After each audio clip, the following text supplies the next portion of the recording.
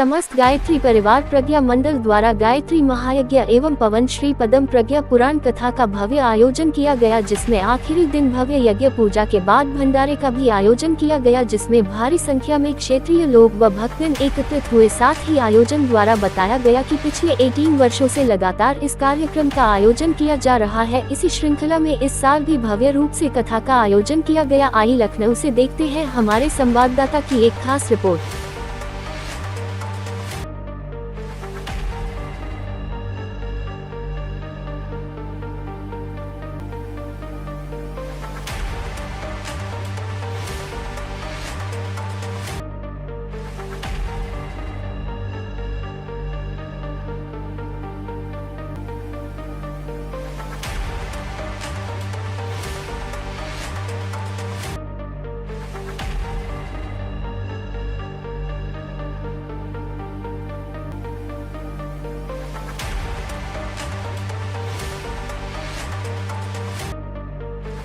दीजिए पहले अपना। जी, हमारा नाम अनिलेश तिवारी है। परम पूज्य गुरुदेव के प्रतिनिधि के रूप में हमें यहाँ बुलाया गया है इस कार्यक्रम को संपन्न कराने के लिए, और उसी उद्देश्य से हम काशी से यहाँ आए। सर, किस तरह के कार्यक्रम के आयोजन किए गए हैं? जितने दिनों में आज समापन है, ये 4 दिवसीय गायत्री महायज्ञ का और श्रीमद् पावन प्रज्ञा पुराण कथा का आयोजन है।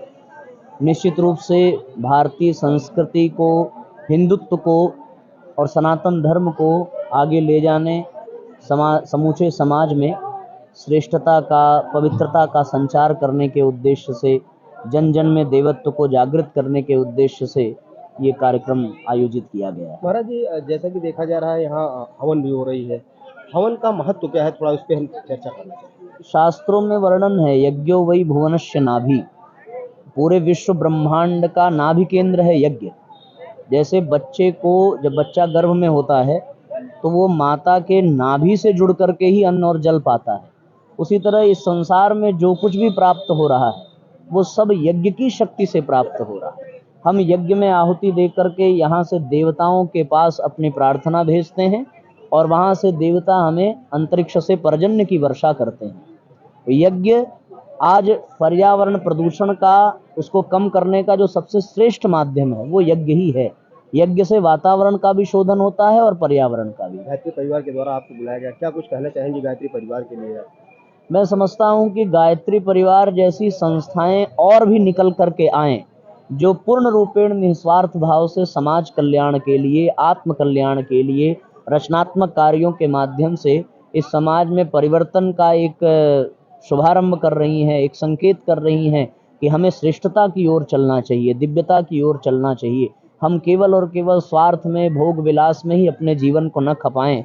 भगवान ने मनुष्य योनि में हमें भेजा है तो निश्चित रूप से समाज का कल्याण करें, दूसरों के काम आएं। इसी उद्देश्य को लेकर के और इसी संकेत को लेकर के पूज्य गुरुदेव ने इतनी बड़ी संस्था की स्थापना की। सबकी कवरेज कर लीजिएगा। गायत्री यज्ञ का समापन हो रहा है, क्या कहना चाहेंगे, किस तरह के कार्यक्रम हुए बीते? शाम को दीप यज्ञ का भी बता दीजिएगा। मेरा घनश्याम त्रिपाठी और रजनीखंड में आवास। ये कार्यक्रम पिछले 17 वर्षों से लगातार परम पूज्य गुरुदेव परम वंदनीय माता जी के सुख संरक्षण में संपन्न हो रहा है। उनकी कृपा यहाँ बरस रही है। ये हमारा कार्यक्रम 24 से प्रारंभ होकर आज 27 को शाम को दीप यज्ञ के साथ समापन होगा। इसमें हम लोगों को एक बहुत सशक्त टीम गुरुदेव ने प्रदान की है, जिसकी स्थूल रूप में तो टीम काम कर रही है, परंतु सूक्ष्म रूप में हमारे महाकाल परम पूज्य गुरुदेव परम वंदनीय माता जी का शक्ति जो पूर्ण रूपेण इसमें लगी हुई है। कोई भी कार्य हम कहीं भी करने जाते हैं वो पूर्व से ही पूर्ण हुआ हमें दिखाई देता है और हमें वहाँ किसी प्रकार की कोई कठिनाई नहीं होती है। हम पूर्ण रूपेण परम पूज्य गुरुदेव परम वंदनीय माता जी को समर्पित होते हुए हम उनसे आशीर्वाद मांगते हैं कि जब तक हम जीवित रहें तब तक हम ऐसे लोगों के भलाई के लिए गुरुदेव के माध्यम से, माता जी के माध्यम से कार्य संपन्न करते रहें।